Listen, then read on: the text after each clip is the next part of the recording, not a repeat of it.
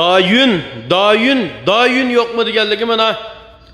Dayun markalar uchoq salon motordan birisi kelib qoldi.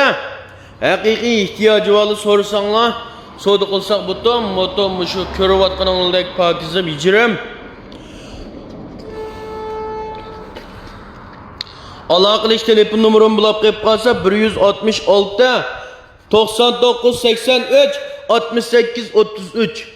Men shu Qorqashli Abdurahimjon Moshunda motorga ehtiyoj bağlab qilib qolsa, har vaqt gap qilsangiz, savdo qilsak butun.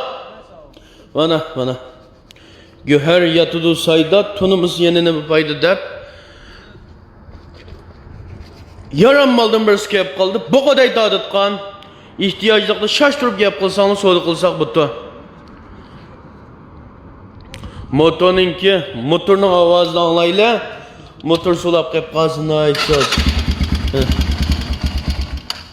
Motor intayin saz.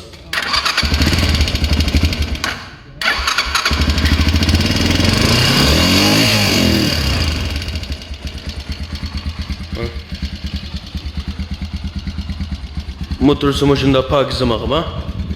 Motorni har qanday odamga, har qanday yerga bo'shanga bitmez.